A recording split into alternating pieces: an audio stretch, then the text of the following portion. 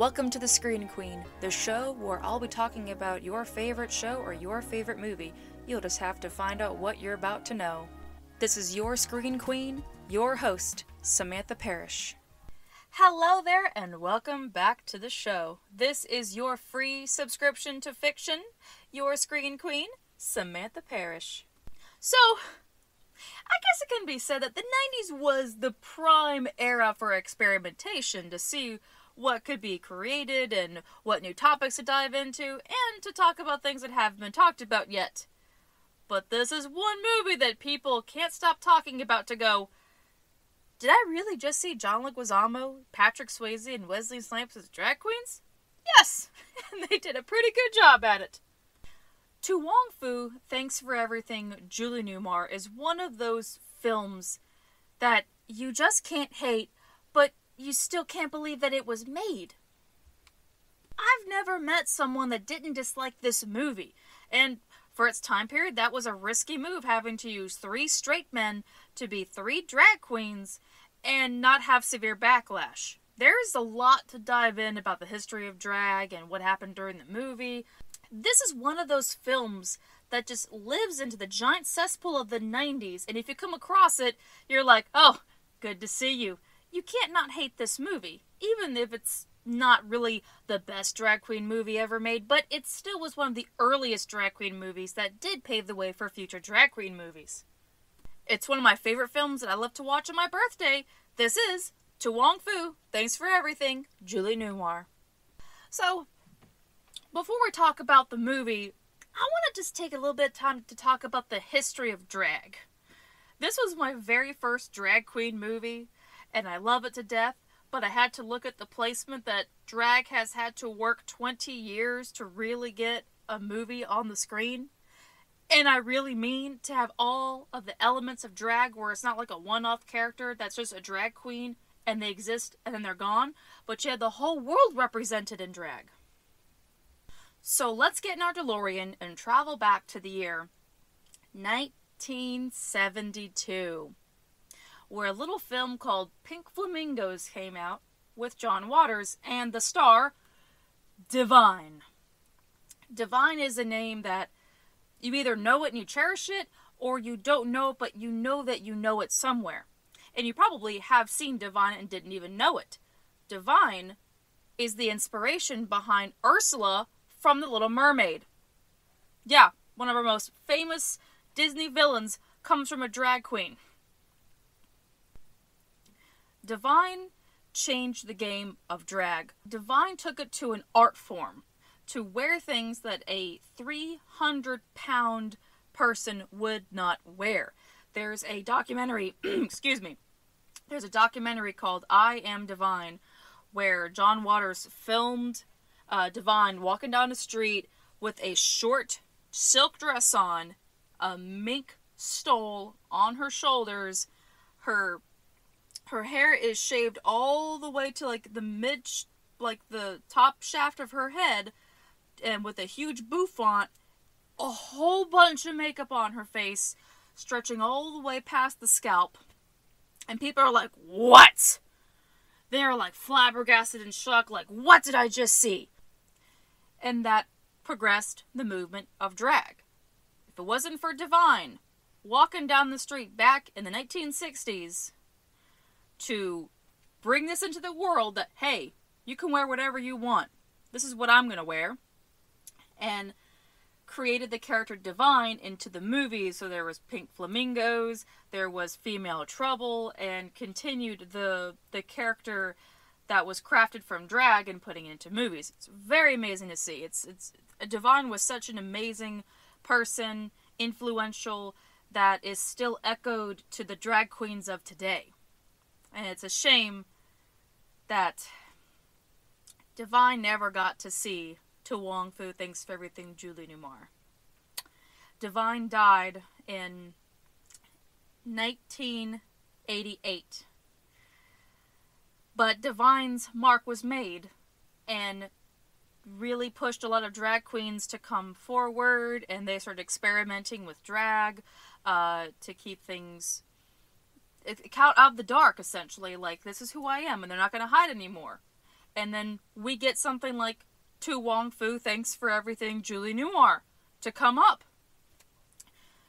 And basically kind of encapsulates that entire world. I don't know if like Divine was a piece of inspiration for the movie. I mean, clearly not aesthetically, because that's not shown there, but the tenacity, the amount of patience, the panache, the strength that it takes to wear what you want to wear, choose the name that you want for yourself, and have to be okay if people don't accept you for who you are, as long as you accept yourself for who you are, is the bottom line. That's like the one echo I can probably parallel Divine to the film, of having that still represented. And to have that in the 90s, like I said, in that experimentation era, where there was mentions of gay characters and there was mention of drag characters, but having them both at the same time was like, I don't know. I don't want to dot the I's and cross the T's, or I don't want to cross the T's and dot the T's. I can't, like, it would make people feel a little bit overwhelmed that they wouldn't be prepared for it. It was still a time where gay people were being persecuted for, well, being gay. There was that time in The Silence of the Lambs, unfortunately, where that film was seen as homophobic and transphobic. So it was, To Wong Fu, Thanks for Everything, Julie Newmar really had to play its cards right to basically put everything in there. I mean, let's look at it. The Silence of the Lambs got in trouble. The Crying Games was a little bit too much for some people, even though they did love the plot twist. And then you have this movie that puts everything in the kitchen sink into it without having to feel overwhelmed or underwhelmed by this drag queen movie. But it still shocked people when the trailer came out. And the trailer kind of felt a little self-aware of itself to show the audience of what they're getting into. You can look it up for yourself, but it still lives in my head rent-free to hear Action Man, Patrick Swayze, Funny Man, John Leguizamo. Like, having to show the audience they have not forgotten their day jobs. They are still going to be who they are. They're just, they're trying something out that's different.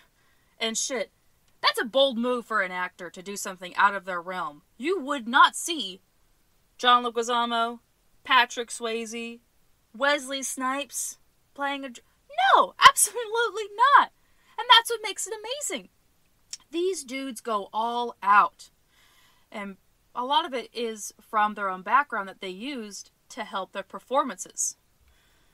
So, a lot of the audience here has heard me talk and gush and mush about Patrick Swayze and how he's one of my favorite actors and that I will miss him until the end of my days. But this is the one movie that doesn't get enough credit for his ability of his craft to the art. Because of his background in ballet, where he used to dance in his mother's studio and help out with everything there, well, he got picked on for ballet. It wasn't a good time for him back in the 50s, 60s, and 70s to be a young man dancing around, because it was looked as too feminine. They're like, oh, come on, man, what are you doing dancing? It's like, not really knowing that he loves it because it's been in his family. He loves dancing with his mother. He loves the art and the skill and the exercise behind it. But explain that to them? No, they're just going to see it as sissy stuff. And with those memories of getting picked on for ballet had helped Swayze in his performance as Vida Boheme. Oh my god, that name just, woof. It like puts a rush through your veins. My goodness, it just feels like you got an extra dose of serotonin for the day. I could have the shittiest day of my life and say Vida Boheme and I'm like, I'm good. I'm good. I am so good. But honestly, as much as I love Patrick Swayze, Wesley Snipes was the one that stole the show for me. I could truly see him, not as Wesley Snipes, but as the character, with the way he added the giddiness and the sassiness. Like, it was something so out of what he usually plays that I could totally disassociate his other characters and see him for the drag queen character. I didn't see Blade. I didn't see White Man Can't Jump. I didn't see Dolomite Is My Name. I saw Noxeema Jackson. it has to be said that these dudes, as much as they're known for their contribution to the action genre, really pulled out all the stops to make these characters feel like you could see them on RuPaul's Drag Race. And speaking of RuPaul, the Drag Race queen herself shows up in the movie at the very beginning as the presenter for who is going to be the next drag superstar. So basically, that movie predates the competition show by having this first. So I do find it a little bit ironic that basically RuPaul is playing the role of something that she would eventually be in 2009. I find that absolutely hysterical and such amazing irony. But there's also several other cameos that make an appearance in this movie that are amazing, but by far the best and most underrated is Robin Williams, who just pops in the movie and is just, oh my god, this man was only on there for less than, 5 minutes, probably right about 5 minutes, and you feel like you need to see more of him in this movie. But honestly, I think his cameo was just enough. There is so much going on in the movie that it would have lost focus. There are movies that you watch, and you love the star power behind it, but sometimes a star power might take away the story. With what he added being like a very spontaneous surprise of a character that you'll forget it every single time, and feel like you get to have the experience over and over and over again when you see him show up as John Jacob Jingleheimer Schmidt. Just with 5 minutes on screen time, he was able to have perfect chemistry with the three main leads, and that is absolutely amazing. I miss Robin Williams so much for his ability to just have a small performance in there and still feel like it's one for a lifetime. It's amazing to see his chemistry with John Leguizamo as they're kind of like flirting with each other in Spanish. The way that he talks to Noxeema Jackson and she kind of sasses him back. And you see the way he goes to Vita Boheme. And it's just remarkable the way that you really fully believe that this world exists. And as much as you do recognize the people in this movie, you still feel like you are being immersed into a whole new world where you feel like you know these people. And that's what's wonderful about this movie. But as much as we enjoy seeing three manly men dressed up in drag and giving an amazing performance, it wasn't easy for them. The cast admitted that they burned their costumes afterwards, and that sounds a little strenuous, like, really? You're gonna go so far to burn something you wore? And like, that's some nice-ass clothes, my goodness. I would definitely be swooping that up like a little raccoon that I am. But, honestly, I can understand why. If I had to be put through something that was so uncomfortable, having to tuck my privates in all the time, and having to wear heavy amounts of makeup, and having to wear high heels and dresses that are very uncomfortable, having to walk a certain way, that it just takes a toll on your own routine of your own life, and having to change everything about you for the sake of a movie, to play that character, that's a level of acting that's very respectable, so I definitely can respect their decision to have to burn everything after their hard work. Like, okay, I never want to see this stuff ever again. If I was put through something like that, like I said, I would definitely do the same thing too and burn it. Be like, I don't want to see it anymore. It was an experience. I did it. I accomplished it. I'm out of here. I'm going to get my paycheck and I'm going to go put my feet in a whole big bucket of ice cubes. But it wasn't just the drag that really dragged the cast down. It was reported that John Leguizamo and Patrick Swayze did not get along in this movie, and it's, again, you can kind of commend the actors because I truly believe they have great chemistry, even in the some points where you can tell Vita and Chi-Chi are at each other's throats, but you can still tell, like, okay, there's no, like, real animosity going through there. Oh, yeah, there was some real animosity that really wasn't shown there because of their professionalism. Here it is. Let me find it. Oh, here we go. According to John Leguizamo, in his autobiography, his frequent improvisation angered Patrick Swayze so much that Swayze tried to punch him in the face. Honestly, John Leguizamo is a man that would push buttons, so, and kind of go off the handle. And during the 90s, he was a bit of a wild card, so I can definitely see where that would anger Swayze, where he's like, wait, that's not in the script, where are you going? What's going on here? Whoa, man, he almost, like, ignited his inner Dalton and, and like, punched out Sid the Sloth.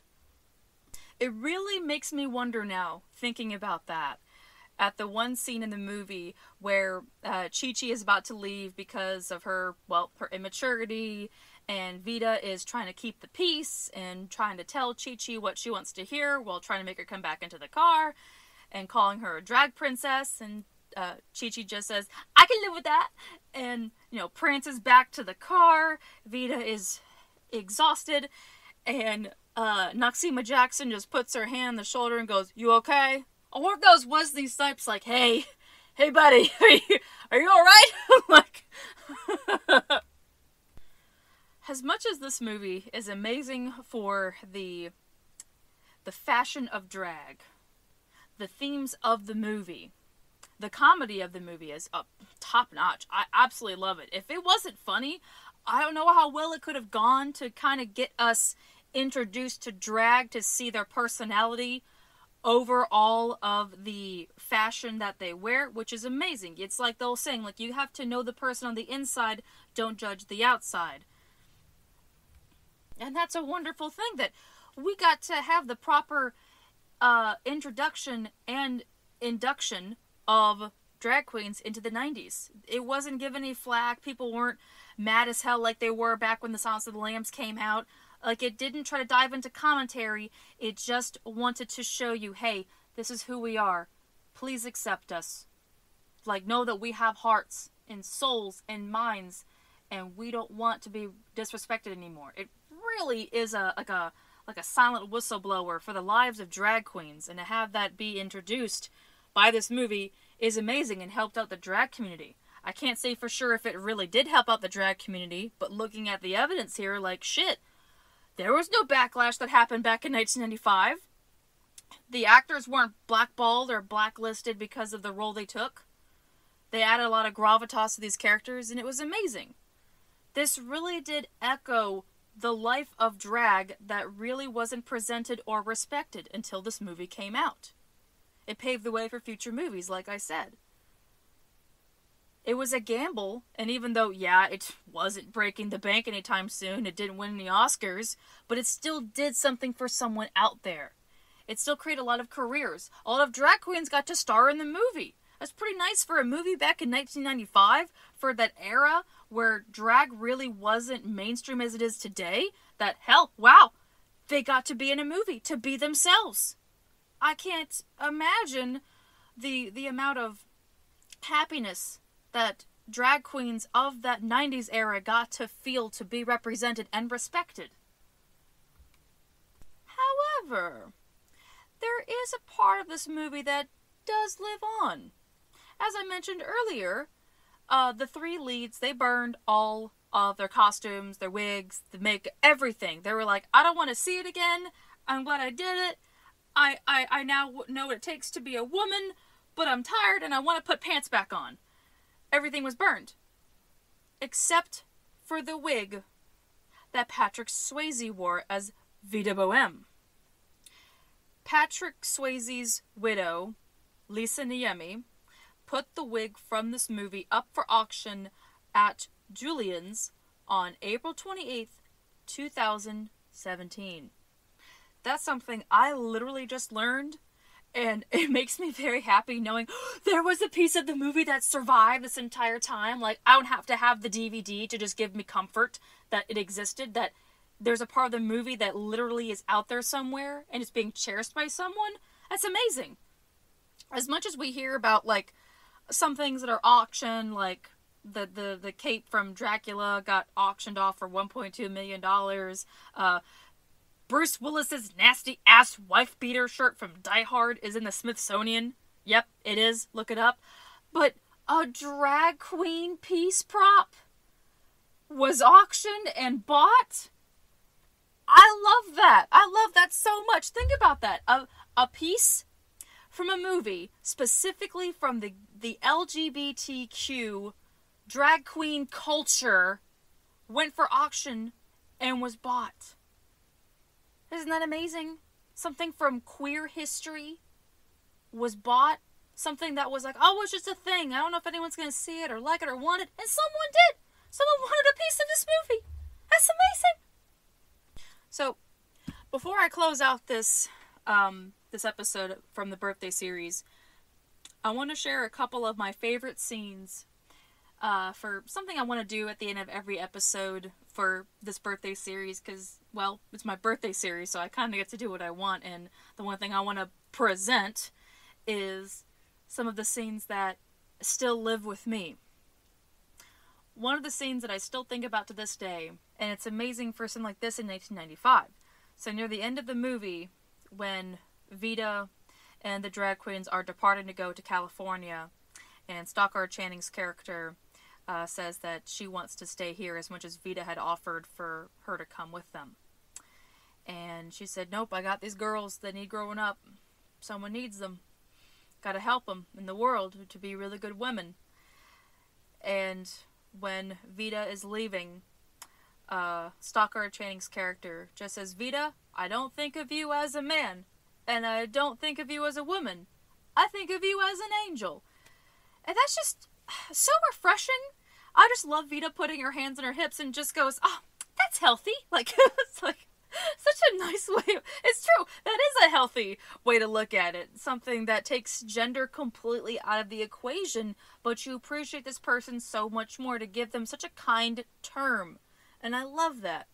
That scene doesn't get talked about enough.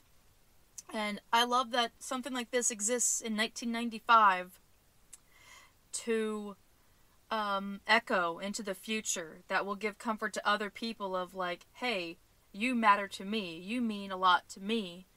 And the other scene that I want to talk about still lives absolutely in my mind. And this is the thing that really solidified me into loving Wesley Snipes in this role, is when the girls that the drag queens are helping out to get their hair done, get their makeup done, give them a whole new, give them a nice little girls' day that they hadn't had for quite some time. And the local Neanderthal boys are giving the ladies a hard time. Noxima isn't having it.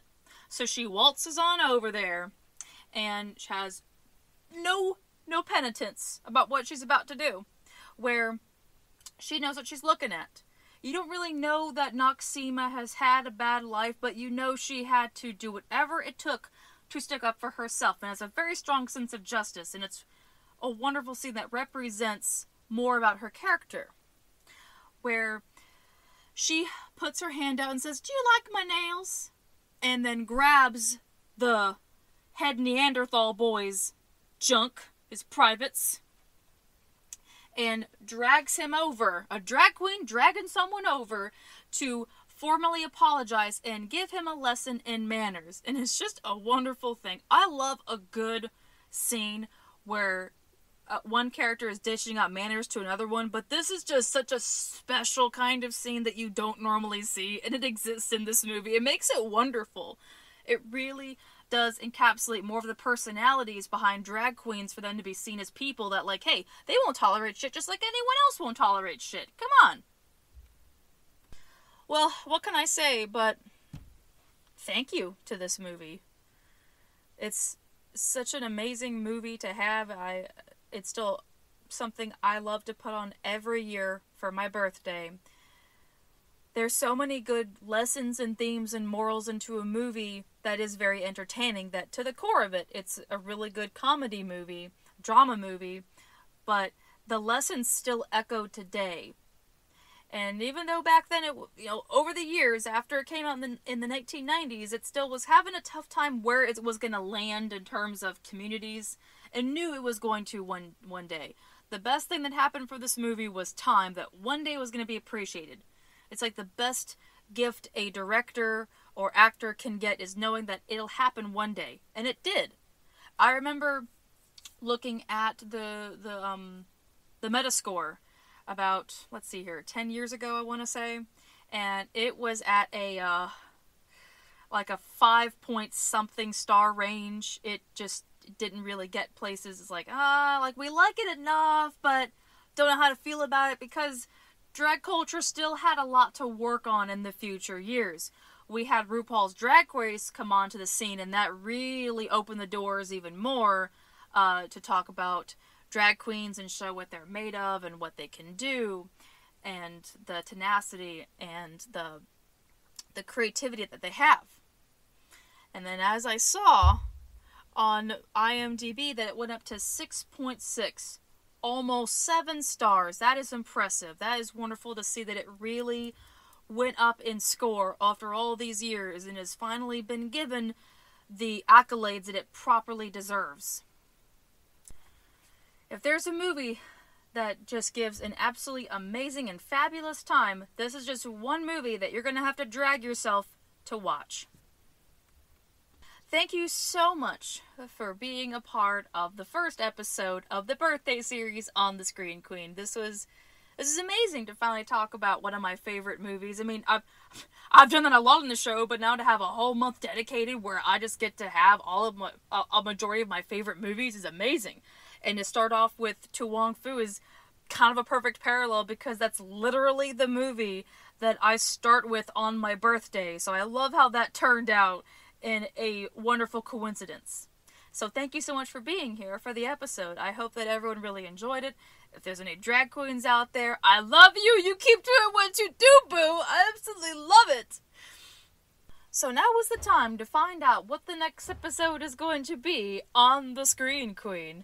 If you are new to the show, there's a lotto system that I do where we both find out what the next episode is going to be at the same time. So we're both in mystery. So I have a whole bunch of selections and I put them in a container.